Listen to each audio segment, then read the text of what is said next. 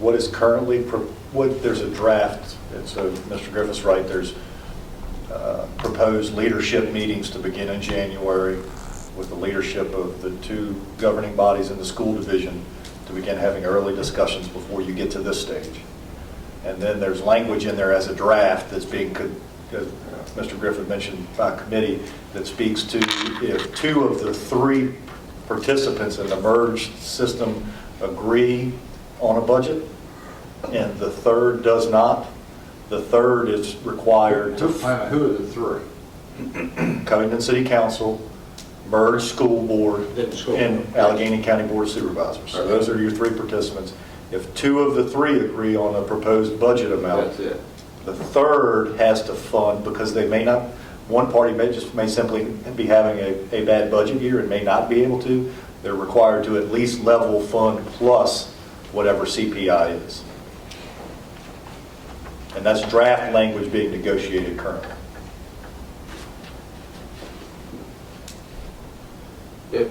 It was the only problem we had that we never did find a good solution to. I hope y'all can come up with that hadn't worked. That drove a bigger wedge between the two governments than any single thing we did. And I hope y'all can come up with a better formula than what you used last time. The way John explains it, the way it's been talked about, seems to be the fairest and most common way to do it, that perpetually can keep going, without having the issues that we saw with the last merger. I've said it once and I'll say it again, but one of the driving factors was assessments. Right. Normally, we would have a good year, have an assessment, have extra money, we would fund the schools a little bit more. We weren't in cycle with the city of Clifton. They were in their worst years, and we were in our best years. We would want to do something that made them mad. They didn't have the money. So then 2 years later, when they did their assessment to get even with us, they dinged us, and we were in our lean year. I don't know how the assessments are running with the two governments, but that was one of the things that led to a lot of the disagreement, was the rotation of reassessments of real estate. Now I'm just throwing that out. I think we're a year apart on assessment. That's not too bad. We were just exactly the opposite. It's like 6 years and 3 years. We were exactly in the middle of the mess, and it was used to drive a wedge between the two governments, is what it was used for. It is the intent that the leadership committee will iron out all those issues in advance of the budgets coming forward to the full body. So I'm just throwing it out there because been there and did that one time. It was tough. I think it's going to give them the tools to solve the problem before it gets this far, and come up with and that's the three that need to be talking: the city council, board of supervisors, and the school board. And if they could work it out ahead of time, then I don't think they'll. So you're going in automatically with level funding. But it's got to be approved by two governing bodies. Huh? The school budget's got to be approved by two governing bodies. Correct. And the governing body is going to be in that negotiation. That's where the problem comes in. That was always a problem. Well, it can always be a problem if that's where you want to go. You got to think Well, positive. that's where I want to go. Want to go forward. Just getting young people to agree on something. Well, you got it down to 6 people. And I don't know if you can get it any smaller. And I think it'll work. It's just 2 years we'll find out. The fact that you are aware that it could be a problem is a major improvement over what we did. It was just handed to us and we had to deal with it. So the fact that you're even talking about it, makes you aware that it has the possibilities. It has a possibility, but if you put the right people in ahead of everything, then you can iron it out. And we've also got the benefit of Mr. Dennis Witt, who's gone through this.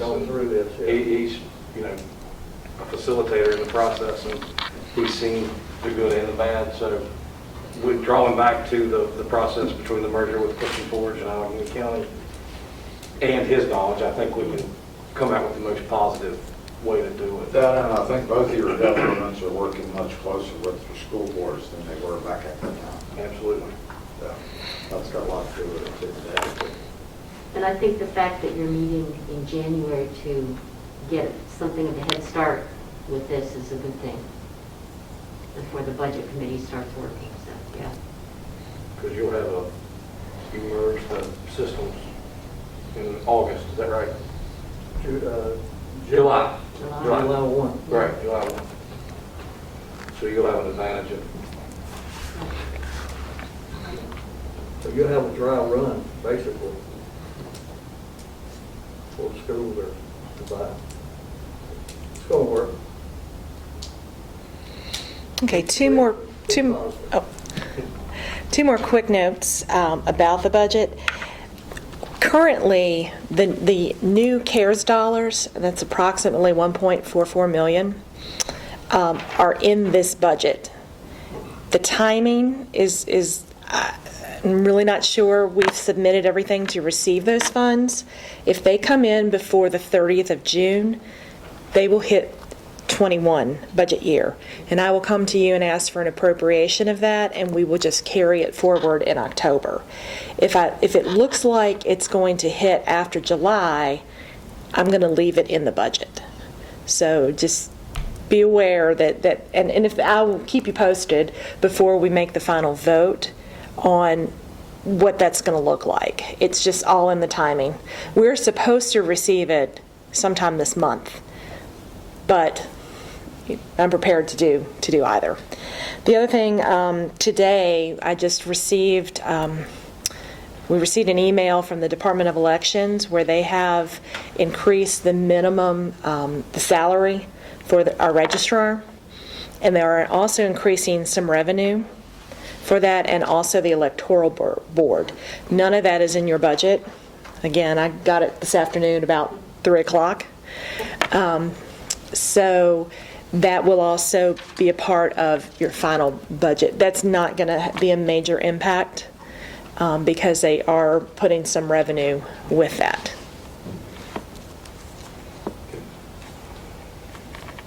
I think those are the major highlights. Question. Okay.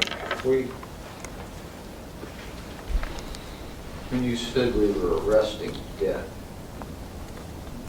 we used the arrestment of that debt somewhere in the planning of something else. Was it the radio system? Portion of it. Actually, My memory on that. the debt that is coming off of the books is close to probably about $1.3 million is what's coming out. So the 800 is after that. The 800's the net, yeah. So the debt service for the radio project is sitting at about $350,000-ish this year, and then next year it bumps up.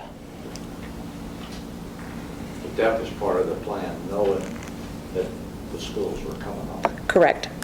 But the 800 then is above that, That's net. which tells me the lean year will be next year because of the raises that you put some extra expense into the operational side that's going to have to be there again next year, but then the year after that, you may have the 800,000 to help. Well, in 22, it's sort of a stopgap with the funds, and when we hit 23 is when that net debt service will come into effect. Fiscal year. Yes. You're getting ready to start 22 now. This is 22 you're considering. So it's just this next year.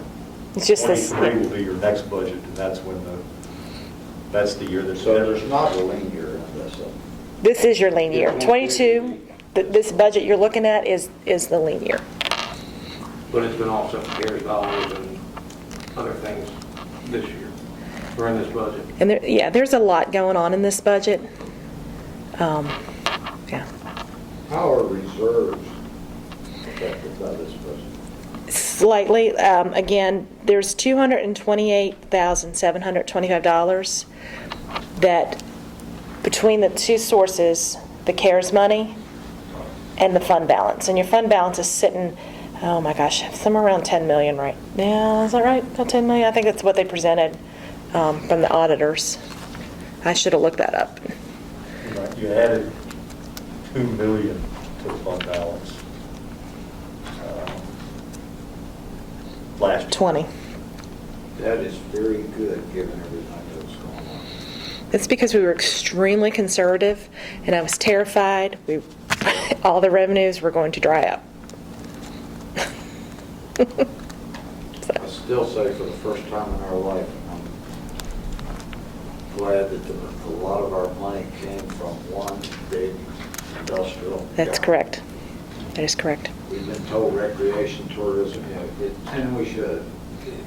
That's where the whole world's going, folks. You gotta get in it, you gotta get in it. You poor guys up there, you count too much on that one big guy. And for the first time in 25 years, I'm glad that big guy was here, because But I will say that the three revenue sources that I watched closely, thinking they would have a really negative impact, the B-poll tax, your business license tax, sales and use, actually there were 4, meals, and hotel and motel occupancy. Really the only one that took a hit was the hotel motel. The rest of them came through pretty well.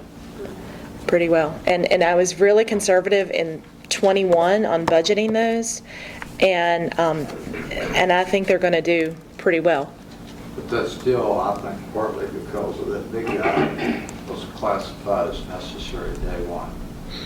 And that paper mill was going to run. A lot of it because of that generation. And to keep it running, people had to eat. I mean, we just kept going. I mean, necessary from day one. Our next door neighbor was pretty helpful this year too, with Love's. Oh, absolutely. Absolutely. That was a big asset.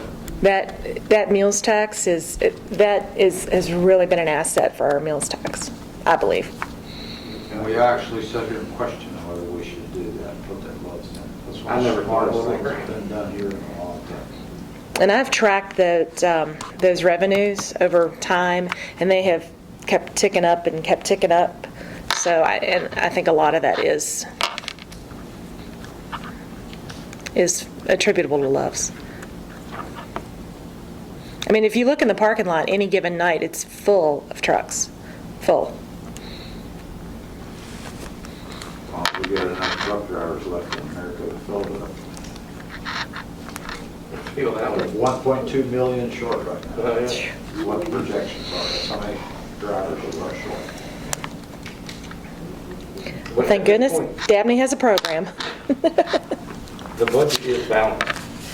Yes, with those modifications as laid out, and aside from those couple little idiosyncrasies that I still have to work out with CARES and then the new registrar information. But the CARES will impact the bottom line of the budget, but it will be a net zero impact. The revenue and the expense will come off, so that won't change. Balanced with, as Suzanne mentioned, no tax increase on real estate personal property proposed, 2-cent increase in meals to take effect January 1, $1 water, $1 sewer, 50 overage, 25 overage increase. Increase in, 5% increase on employees.